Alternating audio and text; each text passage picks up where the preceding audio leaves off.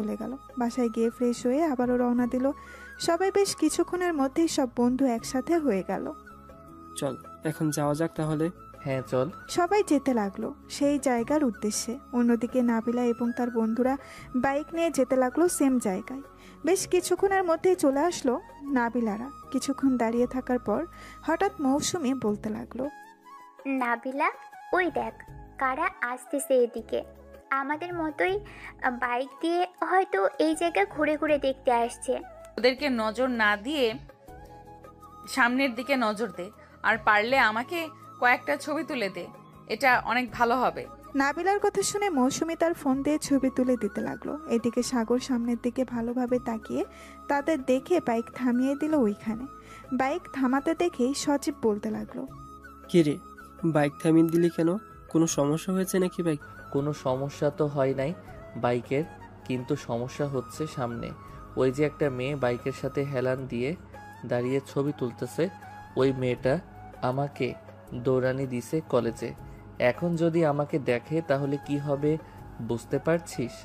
আরে তোর চিন্তা করছিস কেন?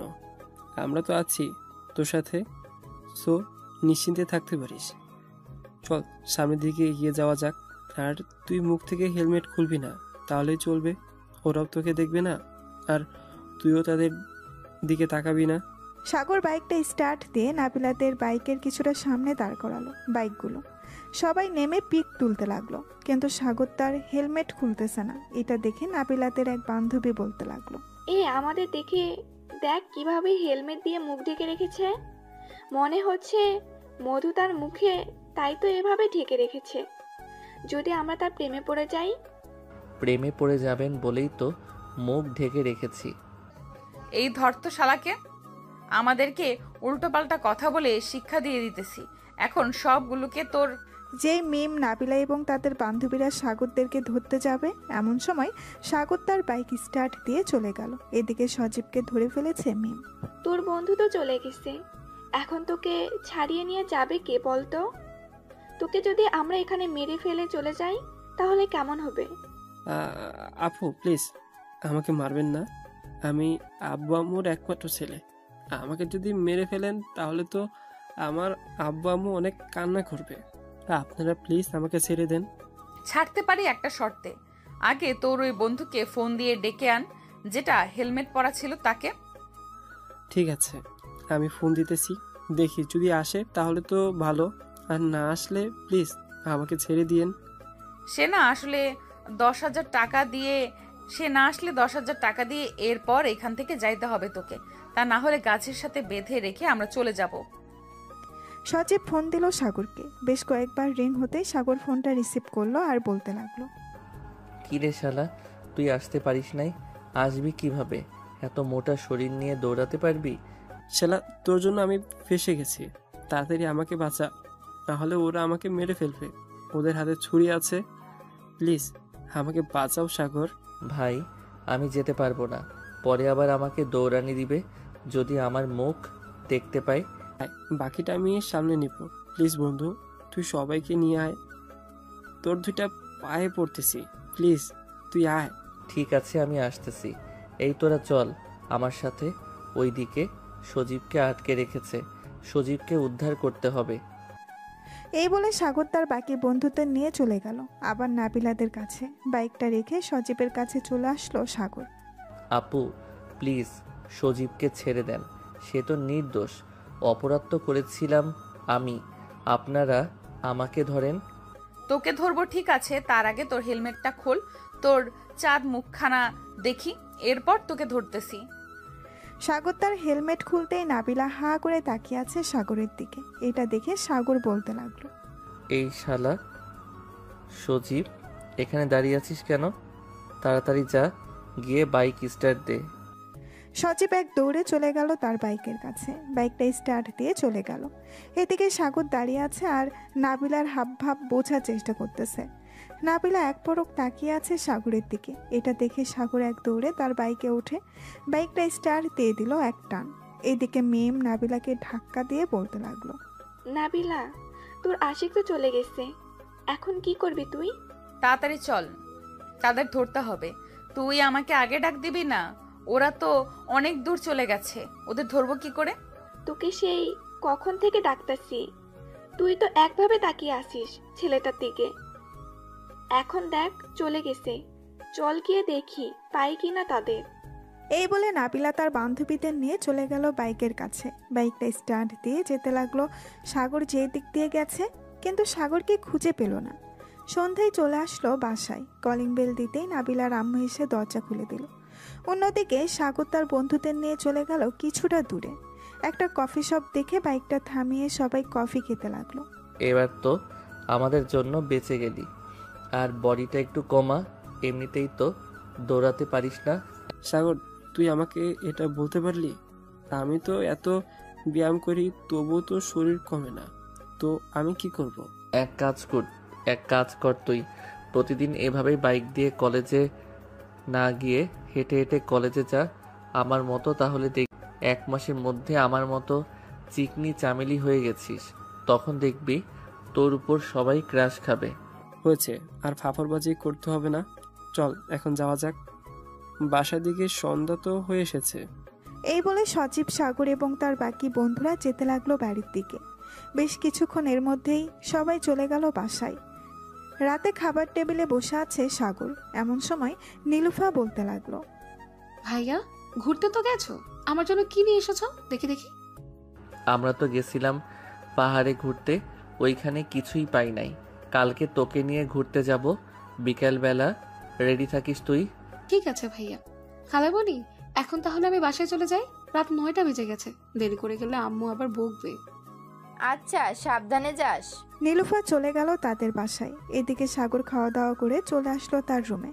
বিছানায় শুয়ে পড়তেই সাগর মনে মনে বলতে লাগলো, আল্লাহ বাঁচাইছে ওই মেয়ের হাত থেকে। আর একটু যদি ওইখানে থাকতাম, তাহলে ওই মেয়ে কি যে করতো আমাদের আল্লাহ ছাড়া আর কেউ জানে না। এইসব ভাবতে ভাবতে ঘুমিয়ে গেল সাগর। অন্যদিকে নাবিলা বিছানায় শুয়ে শুয়ে সাগরের কথা ভাবতেছে আর মনে মনে বলতেছে, এই ছেলেটার মধ্যে আল্লাহ কি এমন দিয়েছে যে প্রথম দেখায় আমি তার প্রেমে পড়ে গেছি? ছেলেটা তো আমার থেকে অনেক ছোট। এইসব ভাবতেছে নাবিলা শুয়ে শুয়ে। কিছুক্ষণের মধ্যেই নাবিলাও ঘুমিয়ে গেল। সকাল 9টা। সাগর ঘুম থেকে উঠে ফ্রেশ হয়ে চলে গেল নিচে। খাবার টেবিলে বসে পড়তেই সাগরের আম্মু বলতে লাগলো, কিরে সাগর, আজকে কলেজে যাবি না নাকি? কিরে সাগর, আজকে কলেজে যাবি না নাকি? এত দেরিতে ঘুম থেকে উঠলি যে? আম্মু, কলেজে তো নতুন ভর্তি চলতেছে, এর জন্য ক্লাস হয় না তেমন বেশি, তাই ভাবতেছি আজকে 10টার সময় কলেজে যাব। ও আচ্ছা, এই নে খাবার, খেয়ে তারপর রেডি হয়ে কলেজে যা। সাগর খাওয়া দাওয়া করে চলে আসলো তার রুমে। কলেজের জন্য রেডি হয়ে চলে গেল বাহিরে। এমন সময় সজীবের ফোন কল। সাগর, কোথায় আসিস তুই? তোর জন্য সেই 9টা থেকে অপেক্ষা করতেছি কলেজে, এখনো আসার নাম নেই তোর। এই তো বন্ধু চলে আসতেছি, আর 5 মিনিট সময় লাগবে, রিক্সায় উঠে গেছি। তুই তো সেই কখন থেকে বলতেছিস আর 5 মিনিট লাগবে, তোর এখনো 5 মিনিট শেষ হয় নাই, তাড়াতাড়ি কলেজে আয়। সাগর ফোনটা কেটে দিয়ে চলে আসলো কলেজে। মুখে একটা কালো মাস্ক পরে নিল, যাতে তাকে চিনতে না পারে নাবিলা এবং তার বান্ধবীরা। কিন্তু কে জানতো সাগরকে যে চিনে ফেলবে। সাগর সামনের দিকে এগিয়ে যাইতেছে। এমন সময় পেছন থেকে নীলা সাগরকে ডাক দিয়ে বলতে লাগলো, এই সাগর, তুমি আমাকে রাতে ফোন দাও না কেন? রাতে তো ফোন দেওয়ার কথা ছিল। আসলে ওইখান থেকে ঘুরে আসার পর ঘুমিয়ে গিয়েছিলাম, তাই আর ফোন দিতে পারি নাই। এখন যাই আমি, আপনার বান্ধবী আসতেছে, আর আমার কথা বলবেন না কিন্তু আমি যে কলেজে এসেছি। তুমি চিন্তা করো না, তোমার কথা আমি বলবো না, তুমি যাও, আমি এদিকটা দেখতেছি। সাগর চলে আসলো তার বন্ধুদের কাছে। এদিকে নাবিলা নীলার কাছে এসে বলতে লাগলো, কিরে, ছেলেটা কে ছিল? চিনিস নাকি ছেলেটাকে? অনেকক্ষণ কথা বললি দেখলাম। হ্যাঁ চিনি, আমাদের বাসার কিছুটা দূরে তাদের বাসা। জিজ্ঞাসা করেছিলাম এই কলেজে ভর্তি হয়েছে নাকি। সাগরকে তো খুঁজে পাই নাই, এখন কি করবি তুই? এখানেই থাকবো, যেহেতু মিম বলেছে তার বন্ধুরা এসেছে, তো সাগরও আসবে। আশেপাশে খেয়াল রাখিস, আর যদি তুই কোনো চালাকি করিস তাহলে কিন্তু তোর খবর আছে। কালকে তো একটা চর মেরেছিলাম তোর গালে, আজকে একটা না, গুনে গুনে 3টা মারবো। নাবিলার কথা শুনে নীলা ভয় পেয়ে গেল, কিন্তু বলল না সাগর যে কলেজে এসেছে। নীলা নাবিলার সাথে চলে গেল তাদের আড্ডাখানায়। বেশ কিছুক্ষণ অপেক্ষা করার পর সাগর তার বন্ধুদের বলতে লাগলো, কিরে এখন কিভাবে কলেজের বাহিরে যাব? সামনের দিকে তাকিয়ে দেখ, ডাইনি বসে আছে। তাকে এড়িয়ে যাইতে পারলে তো ভালোই হতো। সে যদি একবার আমাকে দেখে ফেলে তাহলে তো শেষ আমি। শোন সাগর, আমি একটা কথা বলি। আমি এবং সজীব এদিকটা নাবিলাকে কথা বলে ব্যস্ত রাখতেছি। তুই পিছন দিক দিয়ে আকাশ সাগরকে সেফভাবে বাইরে বের করার দায়িত্ব তোর। আর যদি ধরা পড়ে যায় তাহলে মনে রাখিস তোর অবস্থা খারাপ করে ছাড়বো। তুই যা আগে, এদিকটা সামলা, আমি সাগরকে নিয়ে যাইতেছি। সাগর চল আমার সাথে। সাগর আকাশের সাথে যেতে লাগলো। পেছনের দিক দিয়ে এদিকে সজীব আর মিরাজ সামনের দিক দিয়ে যেতে লাগলো। এমন সময় সজীবকে দেখে নাবিলা বলতে লাগলো, এই তোরা দুইজন এদিকে আয়। আপু আমাদের ডেকেছেন নাকি? হ্যাঁ, তোদের ডেকেছি। তোদের সাথে যে আরেকটা চিকন ছেলে ছিল, ওই ছেলেটা আসে নাই আজকে? হ্যাঁ আপু এসেছিল তো, কিন্তু আপনাকে দেখে আবার বাসে চলে গেছে। আপনি নাকি তার উপর অনেক অত্যাচার করেন, এর জন্য। আমি তার উপর অত্যাচার করি তাই না? দাঁড়া, আর একবার দেখা হোক, এরপর তাকে দেখাচ্ছি কেমন অত্যাচার করি আমি। ওর ফোন নাম্বার আছে তোদের কাছে? আপু সে তো ফোন চালায় না, তার আব্বুর নাম্বার ছিল, ওই নাম্বারে এখন বন্ধ বলে। বাসার ঠিকানা অন্তত জানিস তার, নাকি এটাও জানিস না? আপু সে তো মাত্র কলেজে ভর্তি হয়েছে, তার সাথে আমাদের প্রথম দিন দেখা হয়েছিল, এরপর থেকেই আমরা বন্ধু হয়েছি। আজকে তো 4 দিন হলো সে কলেজে এসেছে।